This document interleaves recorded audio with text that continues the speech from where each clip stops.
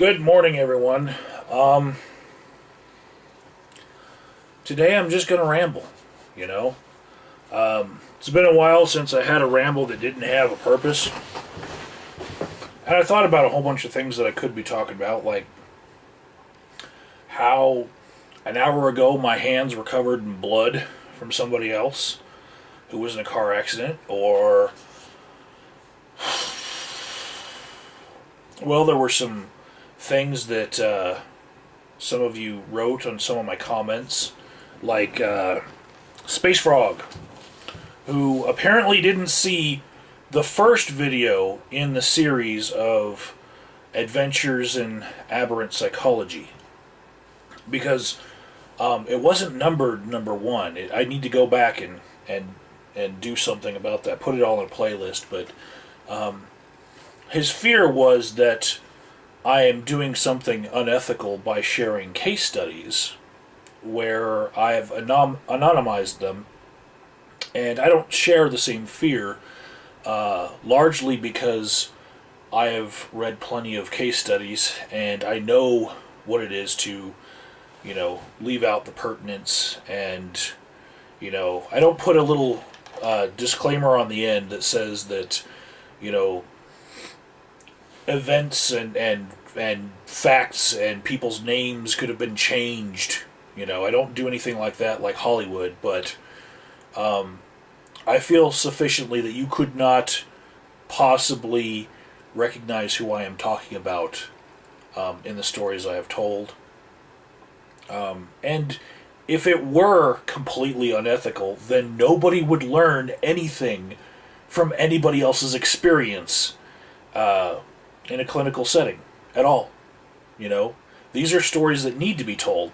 But largely, I feel like the sentiment that I should be afraid that this is going to come back on me in my real life is something that I addressed in the first video.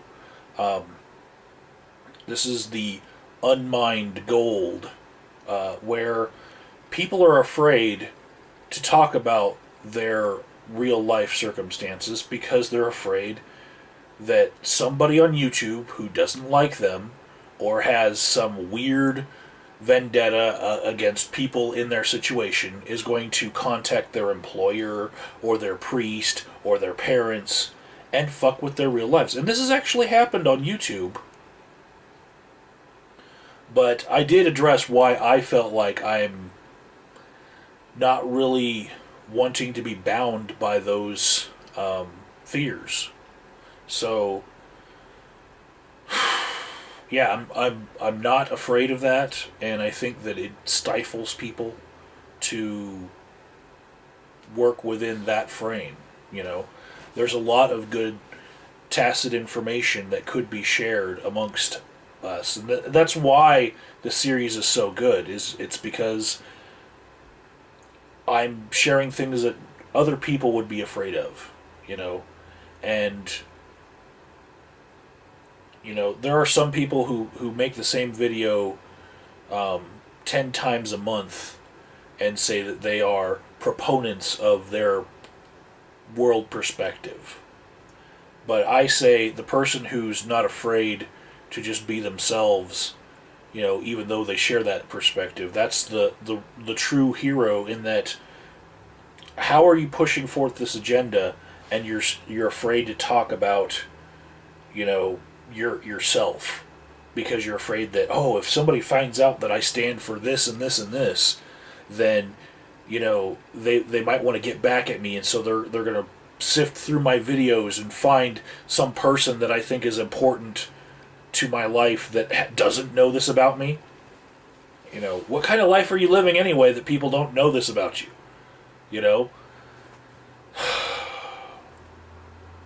Anyways. And that applies to a lot of things. That's why I left it vague.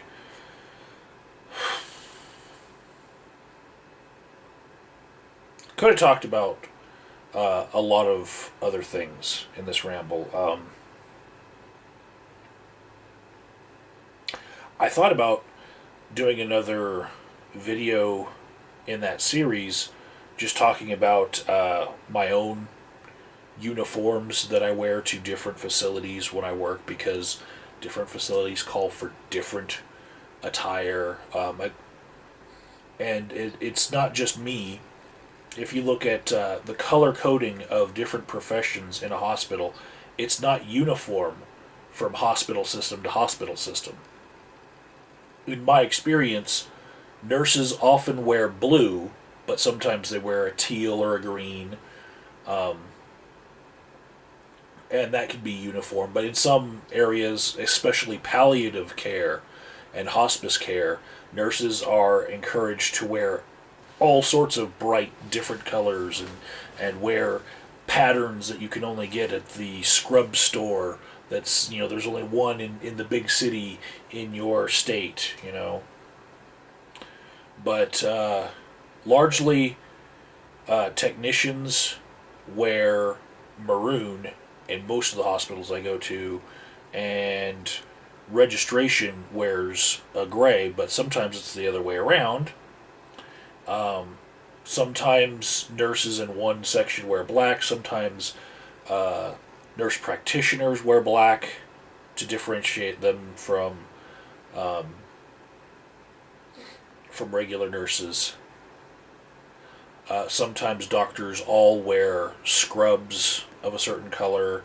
Sometimes they all wear lab coats, and that's how you know that that's a doctor in that hospital, is the white lab coat.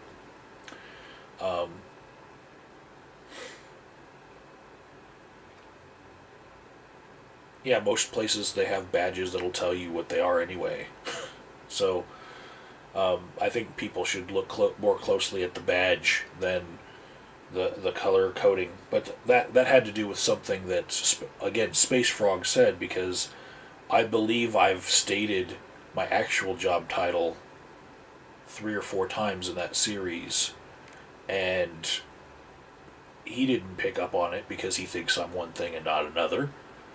But in my actual job, there are different sets of attire, and one of which looks like a different profession, and another uniform looks like another one. And I've worn some of these in the videos that I made, and if it's confusing to him, that's okay, because it's confusing to patients, because I've had patients that I have to tell, no, I'm not a certain type of policeman or detective.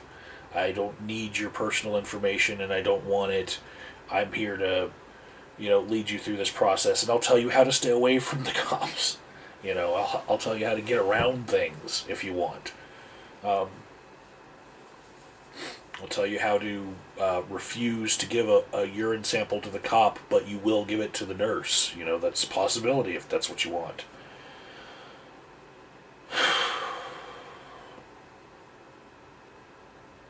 But largely, I felt like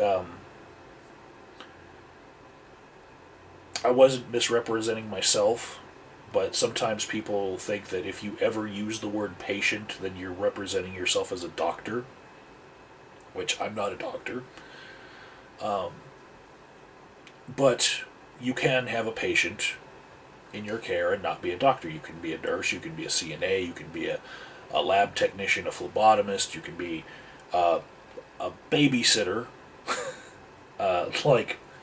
That's the pejorative for my job. You can be a behaviorist. You can be any number of things and have patients. There is a distinction between the word patient and client sometimes, where that would be the more appropriate word for me to use in a different setting. But if I was in, say, an emergency department, then patient would be the word that I would use. Outpatient settings or in group therapy, that it might be more appropriate to use the word client. Might be.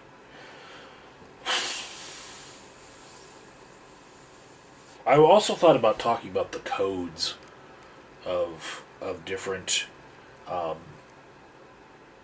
hospitals, because code pink seems to be the most common code that is always the same. That's a baby has been stolen. That's like code Adam in Walmart. Okay? Code pink. Someone's trying to steal a baby. Check all people with babies, detain them, and don't let anyone out of the building with a baby. You know? But there are other codes that are different from hospital to hospital. One could be code silver in one hospital is a shooter, and code silver in a different hospital could be a lost geriatric person. You know? There's certain things that get called over the radio that are codes for certain behaviors of patients. If I were to hear Paul Bunyan over the radio, 75% of the hospitals in my city, that is the term that people would use over the PA, over the radio, and then they'll give a room number, and that means that you got a giant person who's bowing up, getting ready to hit somebody, and everybody needs to come help, take down Paul Bunyan. JoJo.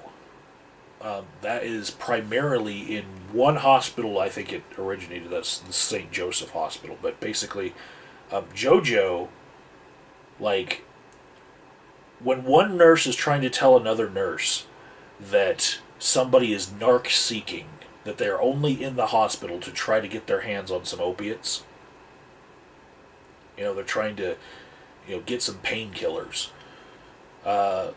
A JoJo will be mentioned.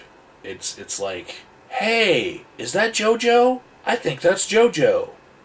And they might not even be pointing to the right patient, but that's a cue from one nurse to another saying, I've seen this person before, or I see some behavior that they're doing right now. Look up, look at that person. They're trying to fake like they need some opiates.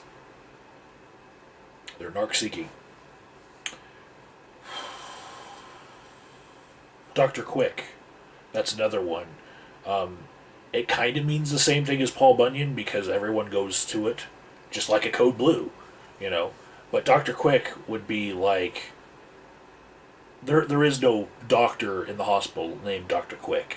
If they page Dr. Quick to a room, they want everyone's attention on that room and everyone rush to it.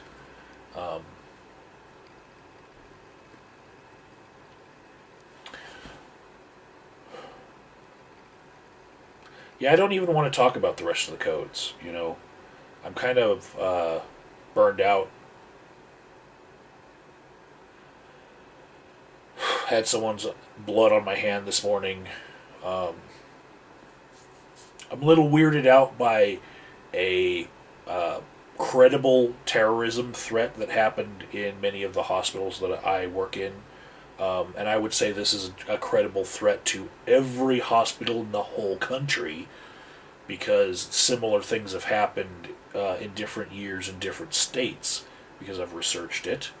And my girlfriend has as well. But, people who go into hospitals and try to take pictures of the fire escape plan because they want a map of the whole hospital, and they ask questions as if they are a doctor and they want to know, how this particular hospital runs, or that they'll show up at a different hospital and they will say, oh, I have a sister who has this certain seizure disorder and I want to know how this hospital is connected to the other networks and if I should move to this area because I'm looking for an area to move to. And they'll say these things in order to pump the admin for information from the hospitals, but it always sounds kind of fishy, kind of like the 9/11 hijackers going to flight school and only being concerned with certain operations of a plane and not really being concerned with landing. We've all heard that anecdotally, maybe. But imagine the same people have been caught on camera from Castle Rock all the way up to Brighton in Colorado, and they've gone into almost every hospital, and they have their pictures taken from all the footage, and they're in the same clothing all the time, but each time they show up in a different car with plates from different states because they're all rental. Throws up a flag, and some of the places where I work have extra security, not just the security guards, but the local PD right now, and it's kind of weird that I have been in the exact places where these people have been within 24 hours of them,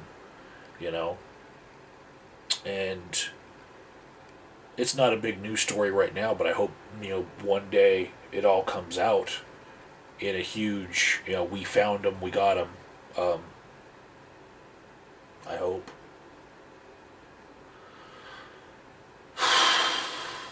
But I don't even want to talk about that. And that can be like fucking huge video. I don't care. I don't care. I just don't want to talk about it. It's part of the job.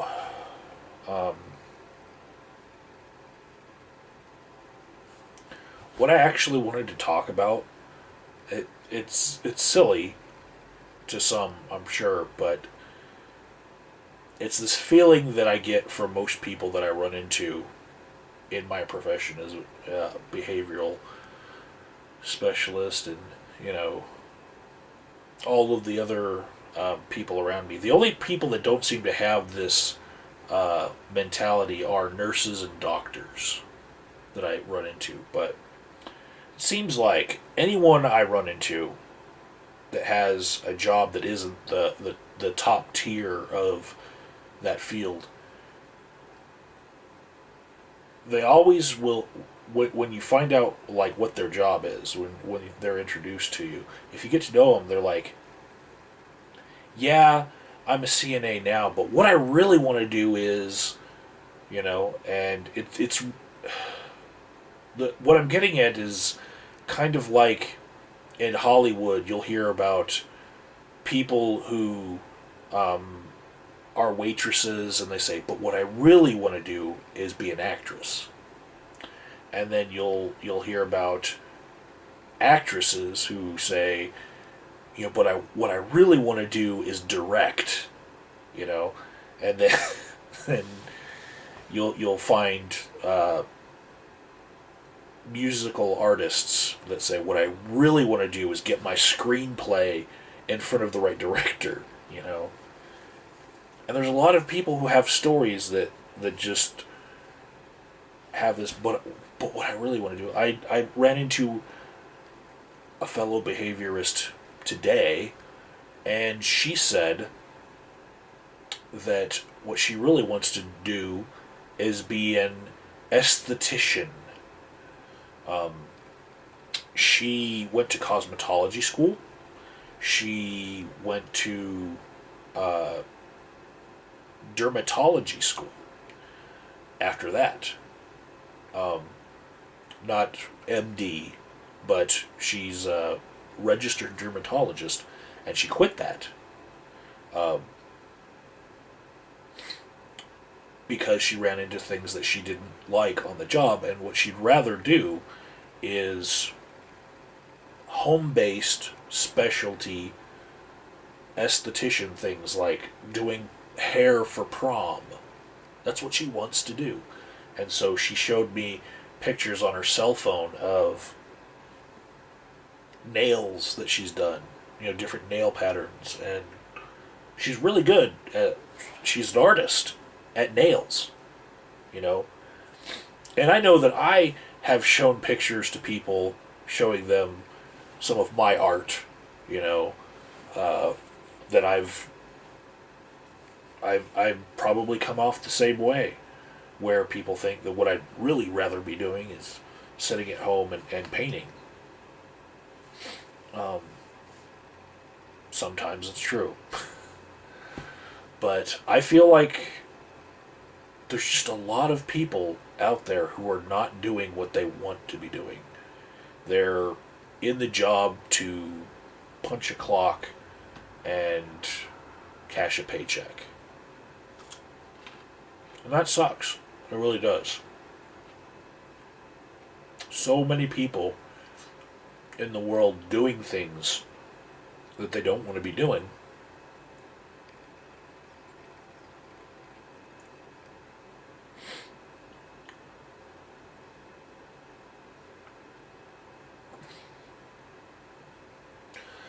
Most of the security guards that I run into on the job, I work with them a lot. They want to be cops. They're in the security job field so that they can get job experience that will look good on a resume in order to apply to uh, a police academy. You know, but what I really want to do is be a cop. Um,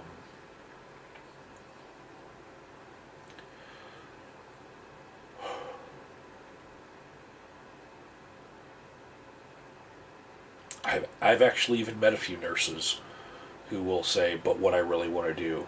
Um, and some of them are paying their dues in the emergency room, you know, doing clinical hours because they really need the job experience so that they can work in at home health. They want to make really good money visiting people in their homes and giving them nurse care there. But that's not that far away from just being a nurse in a hospital. Um, a lot of what I'm trying to get at is people who are very disparate in what they do for money and do for pleasure.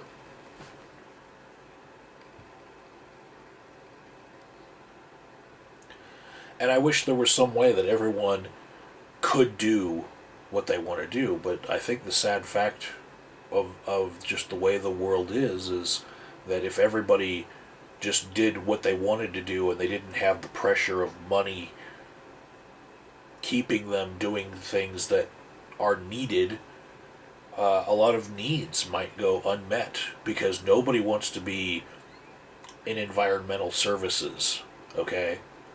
When I say environmental services, maybe you don't know this, but that's the euphemism for janitor in a hospital. We call environmental services when one of our patients pisses all over the floor and then we have them transferred to a different room, and then there's still piss on the floor. Who do you call to clean it up? Environmental services. Just like you could say that the garbage man is your sanitary technician, you know, um, your sanitation technician rather.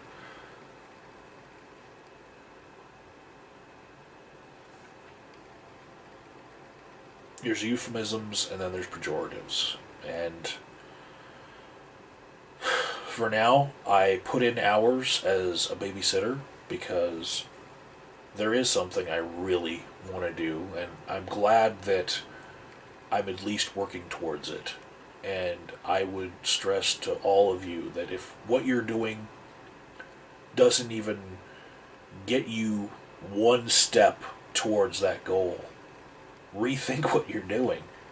Because a lot of the people that I run into, what they really want to do is not even achievable with the direction that they're in, you know?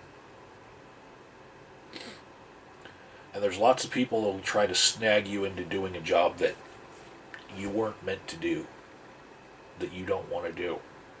And, I realize that some people have to get snagged, but it doesn't have to be you. Work towards your goals. Be a happier person. Don't end up one of my clients. Because I think most of the people that do get that way because they don't see their dreams in their life as being achievable. And they try to avoid reality by getting drunk, by getting high, Because reality sucks if you're not chasing your dreams. It just does.